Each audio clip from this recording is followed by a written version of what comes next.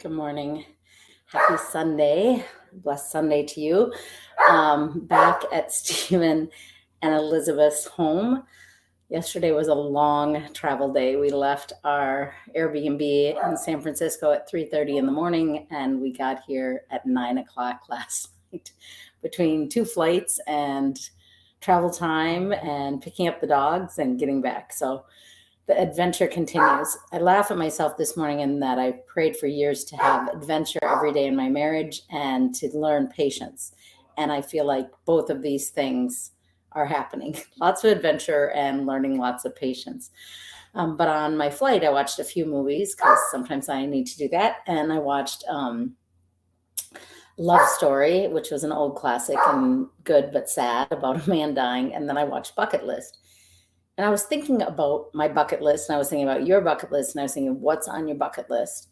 And over the years, it definitely has changed. And I have been so blessed to get to go with my mom and my second oldest sister to China and walk on the Great Wall, which was bittersweet and sombering and beautiful and so much history. You could feel it. And I've been to Paris by myself for a week where I spoke and I traveled and I met tons of new friends and just had an incredible experience. I spent a week in Spain and I spent a week in the Netherlands, and I've been to Mexico, and I've gone on 4 mission trips. And I was thinking about what is on my bucket list and how bucket lists change over time. And yesterday on the plane, all I could think is the only thing on my bucket list at this moment is to celebrate my 50-year wedding anniversary with my husband. And I don't know why that is, and I know I have no control over that, but I was like, that's the one thing I really want to do. As much as I love to travel and see things and adventure, I want to be able to ride out this next 25 years with Greg and through the highs and lows that come through life, right? So that was one thought. Peanut's barking this morning. He is having a lot of trouble seeing and is very frustrated, and nothing is making him happy because he's very confused that he can't see.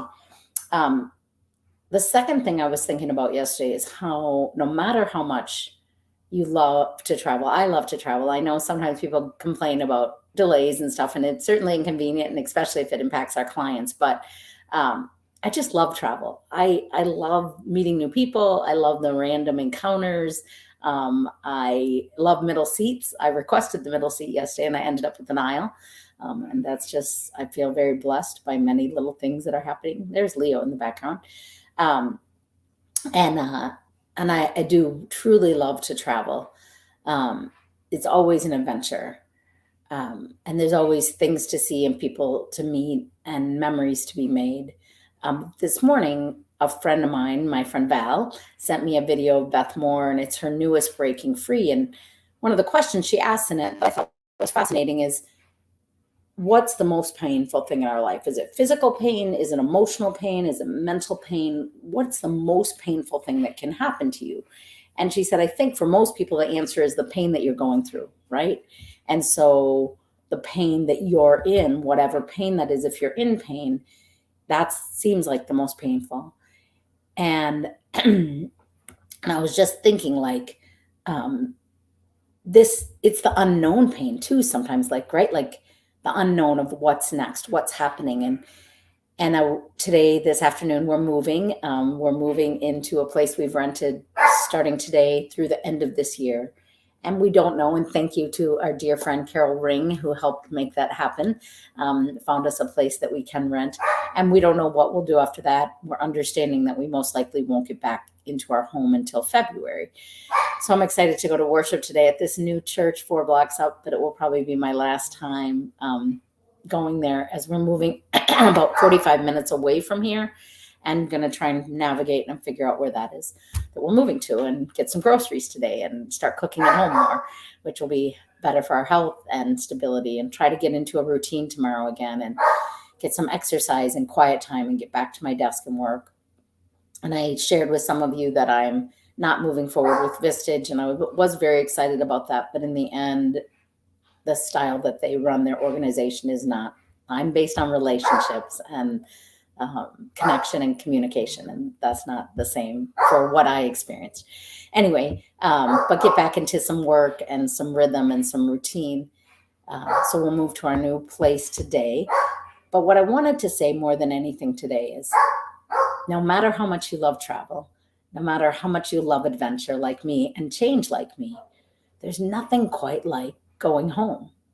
And even when I love vacations or I have the most amazing clients or I cross the seas or cross the states, whatever it is, or even counties, I love coming home.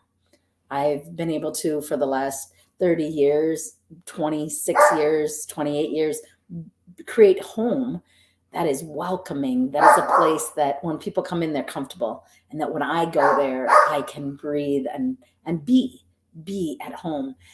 And it was as I was flying in yesterday, the flight attendants announced to be sensitive and to keep all of Southwest Florida in your prayers, and I was grateful for that. I read yesterday at least 3,500 homes on Fort Myers Beach or buildings were destroyed. And I felt sad. I thought, I'm not going home. And yes, we're so grateful to Stephen and Elizabeth for welcoming us. We're so grateful to Carol for helping facilitate a new place for us to live. But there's something about going home and having a home that gives you peace, gives you comfort. And it just made me sad. I was like, we're not really flying home. We're flying back to Florida. But it's weird. It's unsettling to not have a place to call home and to feel like it is your home. And it took a while to feel like Florida was our home, in our new condo, but we created it and we made it. And Greg and I did different things to make it just feel homey and welcoming and a place that people are welcome to come have a respite from their lives and a vacation at the beach.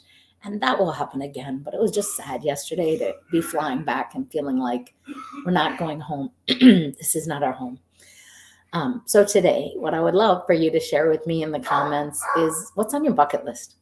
What are you longing to do? What are you missing? What are you hoping for in your future? And also, tell me about your home. What makes it special? What makes it cozy? Is it perfectly put together? Is it cozy? Is it lived in? Is it messy? Are the dishes in the sink, but they're your dishes and you love it? Is it where you feel like you can be yourself and take off your makeup, which I'm going to get makeup back on someday, I guess. I feel like I've been coming to you guys. My skin has been really stressed by all of this. And my understanding is somebody yesterday announced we must boil water again. They thought it was better and then they didn't. But then I saw this morning a post saying the water is going to be okay if you have electricity. I don't know.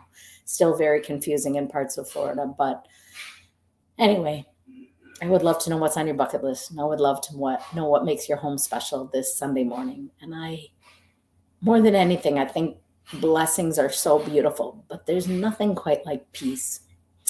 And over the last year, I've really thought about when I like a post on social media that I don't want to just like it. I want to love it, because when I love it, I'm sending love from me out to that person that posted it. And whether it's actually the title or the person hired by someone, it's very intentional to me that I'm like, I'm going to send love. I'm going to send love. But the other thing I've been thinking about a lot is this year using the words, peace be with you. Because there's nothing like having peace. And I think peace comes from knowing who we are and whose we are. Peace comes from stability. Peace comes from feeling loved and cared for and protected. So that's what I just wanted to say is peace be with you today in your highest of highs, in your joyous of joys, in your sorrow and your sadness and your struggle, that you find and feel peace, that you feel peace that doesn't make sense, that you receive that peace, that you stay open to it, and just peace be with you, and that you spread that peace and love out into the world. God bless you. Peace be with you. I hope your Sunday brings you comfort and rest. See you tomorrow.